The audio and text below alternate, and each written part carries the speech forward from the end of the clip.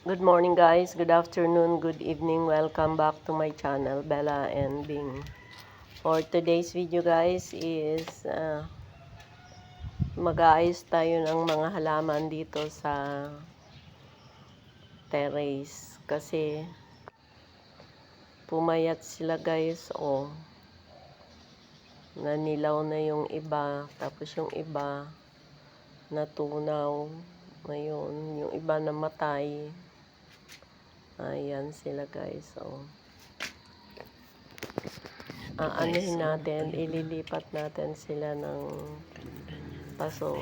Ito nga yung butterfly namatay.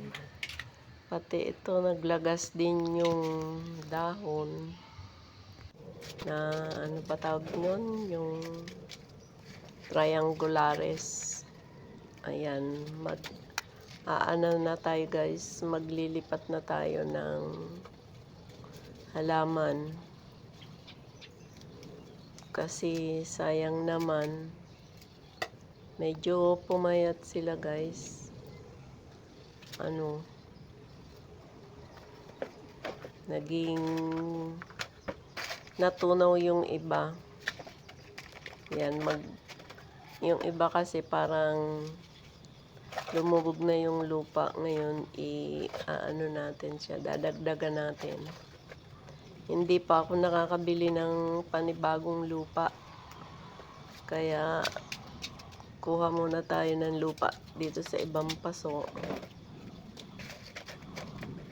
Para ipuno dun sa iba. Sana, after this, kasi tag-ulan naman, lumago na sila. Pero itong mga halaman na to medyo matagal-tagal sila lumago kasi ano sila yung ayaw nila ng masyadong mainit. Gusto nila shaded. Kaya baka ilagay ko na lang sa baba yung iba para hindi sila masyadong mainitan. Dito kasi walang bubong. So 24 hours ang ano nila. 24 hours ang araw. Kaya sila exposed na exposed. So tingnan natin pagka hindi sila nag-prosper, ibababa ko na lang. Ayan masyado ng halos matunaw na siya. Payat siya dati, malago ang dahon yan Ngayon, alisin natin siya sa paso. Then tanggalan natin ng ibang ng doon, ugat. Tanggalan natin ang ugat, tapos i-replant ulit. Ang liliit na So, ang hirap buhayin ng mga yan.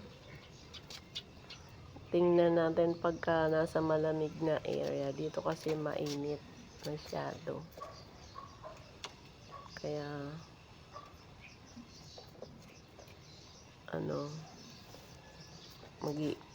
mag-aakyat ako ng mga ibang halaman na pupwede dito sa taas. Kasi, para maayos-ayos naman yung terrace. Masarap kasi paglabas mo may mga halaman. Nakakalungkot, mga payat sila.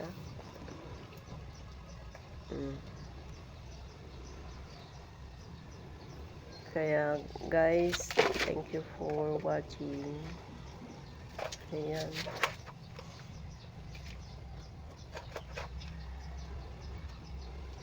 Join me guys. Eto na siya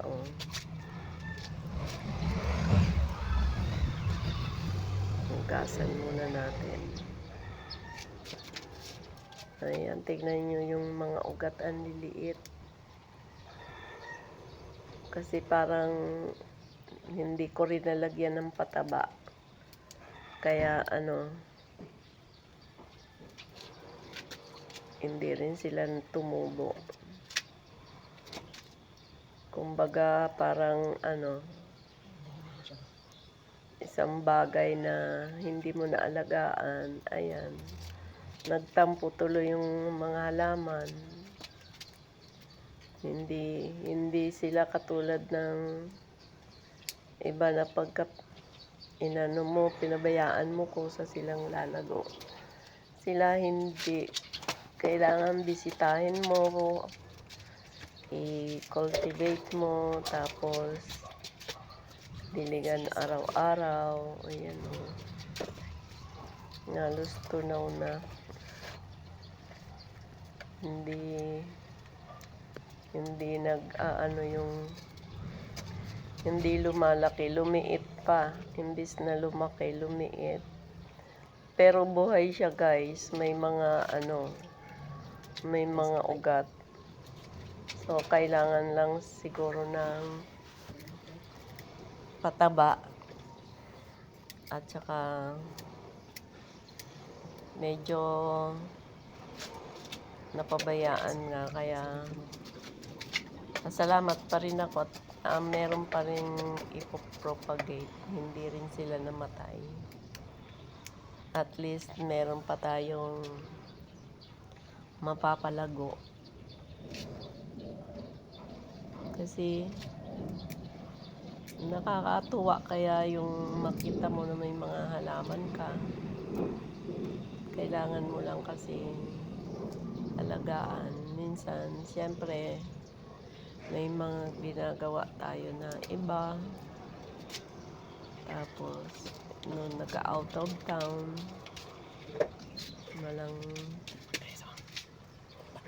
walang nag-aasikaso. Ayan o. Yung yan. Yung nalimot na ako. Pagkatapos kasi ng operasyon ko masyado na akong malilimutin. Hindi ko na natatandaan lahat ng pangalan ng halaman. Pagka nabanggit lang, ayun, saka ko lang yun maaalala. Dapat may magpapaalala. Sign of aging, guys. Kaya habang kaya pa natin, guys, kumilos, go lang ng go. Kasi hindi pwede nang nakaupo lagi. Kaya ayan.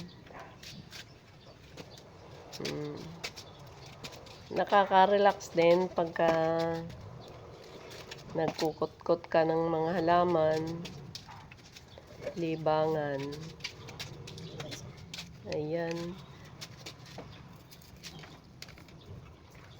Kaya ang ganda-ganda niyan dati, guys. Ang lago ng mga dahon. Kaya nung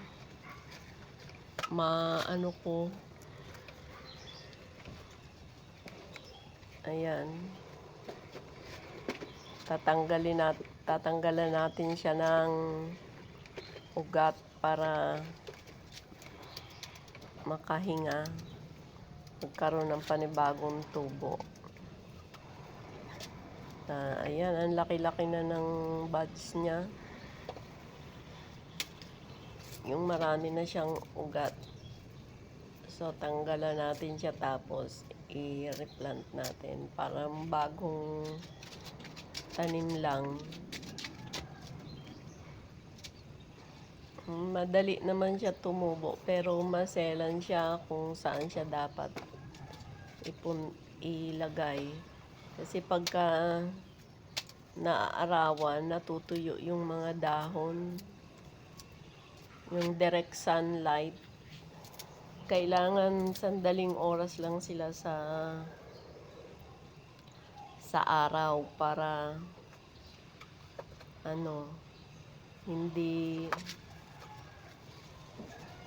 hindi matuyo, hindi yung dahon, hindi magkaroon ng brown. Ayan, tingnan nyo guys yung ano na bang halaman to, yung ano yata yan, yung syngonium. Ayan, may kasama pa. Minsan kasi pagka nilalagay ko sila sa tinutusok-tusok ko yung mga sansevieria. Ang sansevieria kasi dahon lang yung tangkay lang. Basta magulang na, itusok ko lang sila, mabubuhay na. Kaya ayan. Ayan, pwede na natin yan i-replant ulit.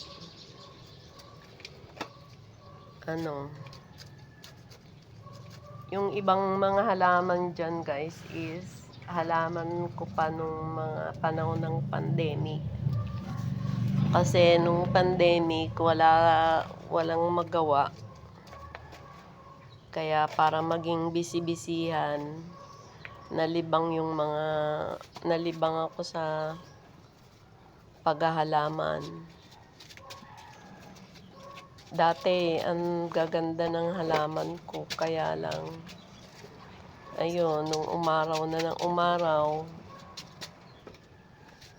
nung nilipat ko sila dito sa taas, ayaw nila ng maaraw. So, pagkatapos nito, baka ibalik ko sila doon sa baba kasi medyo may lilim sila, may puno at saka may yung araw hindi maghapon. Kumbaga, abot lang siguro ng mga 2 to 3 hours. Tapos malilim na. Kaya ililipat ko na sila ililipat ko sila sa baba yung iba. Pero yung mga may mga halaman naman kasi na gusto nila yung direct sunlight Lalo na yung mga flowering plants. Yun, gusto nila. Siguro iiwan ko dito yung yung rose, tsaka yung bougainvillea, at saka iba pang halaman para namumulaklak. Tsaka yung bougainvillea talaga gusto nila may araw. Ganon din yung rose. Pagka mga flowering plants, yan ang napuna ko sa kanila Gusto nila direct sunlight. Pero pag mga ganito na mga leaves lang, yung mga calathea, yung mga nalimutan ko na kung anong pangalan na to. Basta yung ibang mga halaman, ayaw nila ng sunlight. Gumaganda sila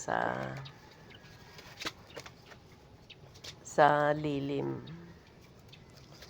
Kaya sa mga susunod na araw, unti-untiin ko silang ibababa para lumagyo na ulit sa next video ko. And sa mga susunod na video ko, pag malago na yan, saka ko na ulit ipapakita. So, thank you guys for watching at salamat sa support. See you in my next vlog. Bye-bye and good morning po sa lahat. Good afternoon. At magandang gabi sa mga nagtsatsaga sa akin manood ng video. Salamat po sa support.